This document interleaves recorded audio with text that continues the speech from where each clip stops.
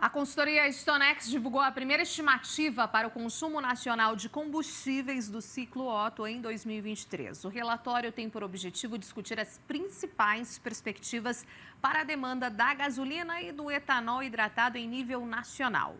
A gente vai falar agora ao vivo com o especialista de inteligência de mercado, açúcar e etanol da StoneX, Felipe Cardoso. Felipe, bom dia para você, bem-vindo aqui à nossa edição do Bem da Terra. Vocês divulgaram esse relatório ontem, né? E hoje a gente já debate aí todas essas perspectivas e estimativas.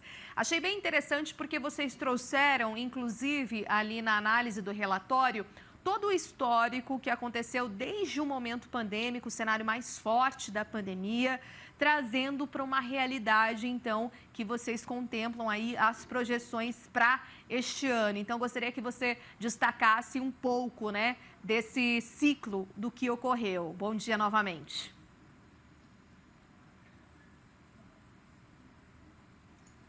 Desculpa, eu estava no mudo. Vamos lá, imagina. Bom dia a todos que nos assistem. Bom, é exatamente isso que você falou. A gente já traz esse acompanhamento de safra, falando da produção do etanol, da produção do açúcar. Então, para contemplar e para conseguir trazer um cenário completo para o mercado sucroenergético no Brasil, a gente agora está fazendo esse relatório que traz as estimativas para o consumo do ciclo Otto. E aí abrange tanto a demanda de etanol quanto a demanda de gasolina. E para contextualizar esse cenário e a importância desse relatório para o mercado nacional, é justamente a gente entender qual é o comportamento desses combustíveis desde o momento do início da pandemia. Então, a pandemia ela trouxe um impacto bastante significativo para o mercado de combustíveis, principalmente a gasolina e o ciclo Otto, que são combustíveis de veículos leves, porque a gente teve uma redução bastante significativa no consumo desses combustíveis, visto aí o isolamento social, as pessoas ficando mais em casa para evitar o aumento da contaminação do coronavírus. Então a gente teve um impacto muito grande nesse setor.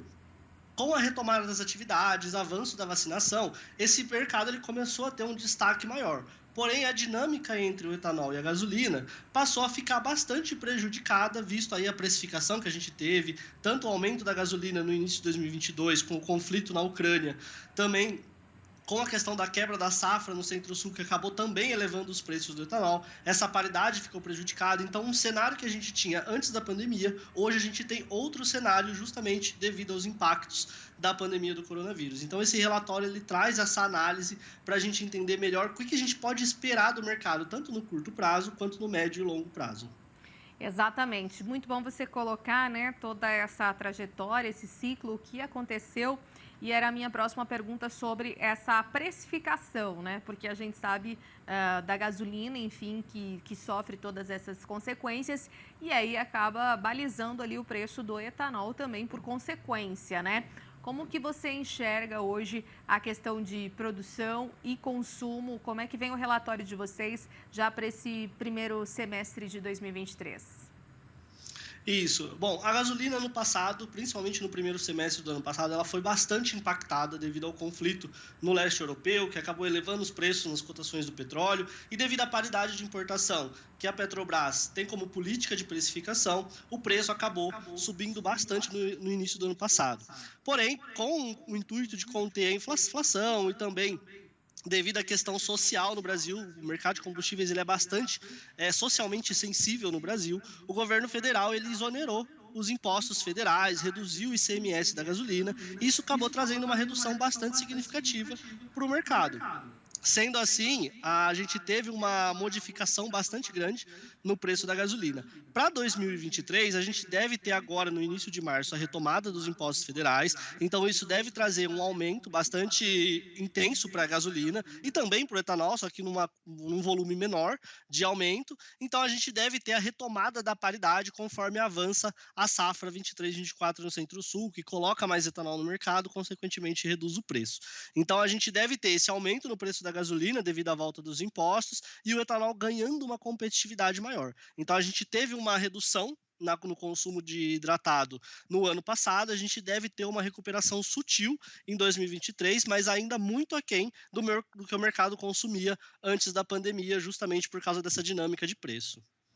Qual que é a relação, né? Só para a gente entender desse volume aí consumido, digamos, se a gente pegar ali antes de março de 2020 e trazendo para a relação paralela já para agora, né? Qual que é esse percentual de queda que você pode trazer aqui para a gente, hein, Felipe? No caso do hidratado, a gente passou de um share em torno de quase 40%, quando falando assim de Centro-Sul, né, quando a gente analisa a principal região consumidora de hidratado, e a gente caiu para um share ali próximo de 25% no ano passado. Então foi uma queda bastante significativa, mas uma queda que faz sentido quando a gente pensa na paridade para o consumidor final. Então, realmente, a paridade, principalmente em 2021 e 2022, ficou muito acima de 70% grande parte do período, principalmente quando a gente analisa o estado de São Paulo, que é o principal consumidor do biocombustível.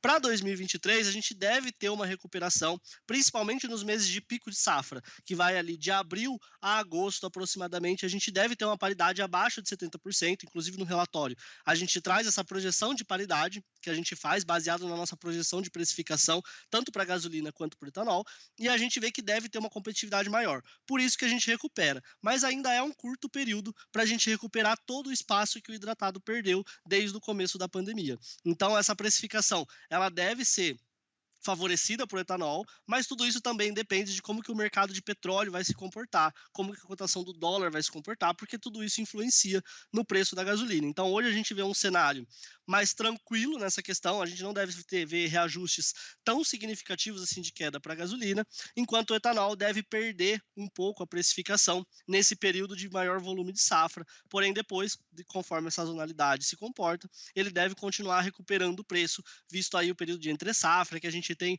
um menor volume no mercado. Então, esse período de abril a setembro, a gente deve ter uma competitividade maior por hidratado, fazendo com que ele recupere parte da demanda do ciclo Otto que ele perdeu em 2021 e 2022. Para a gente fechar aqui, então, digamos que é um cenário um pouco mais otimista e, digamos, meio que de recuperação para os produtores, né, do setor aí sucroenergético e usinas também. Esse primeiro semestre, ou pelo menos de abril a setembro de 2023, dado todo o cenário e as consequências que eles passaram aí nos anos anteriores, Felipe? Isso mesmo.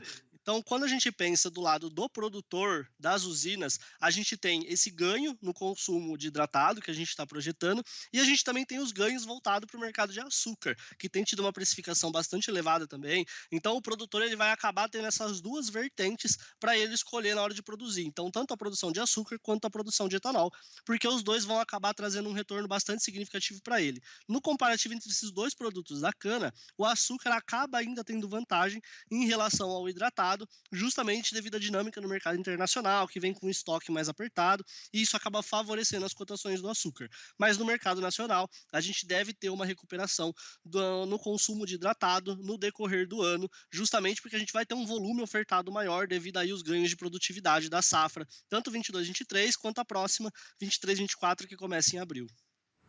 Perfeito, então, muito obrigada, viu, por sua entrevista aqui, pela análise e por falar aí desse primeiro relatório divulgado por vocês do ciclo Otto, estimativas 23, né, 2023. Obrigada, Felipe, ótimo dia, bom fim de semana. Obrigado, Renata, para vocês também. Tchau, tchau.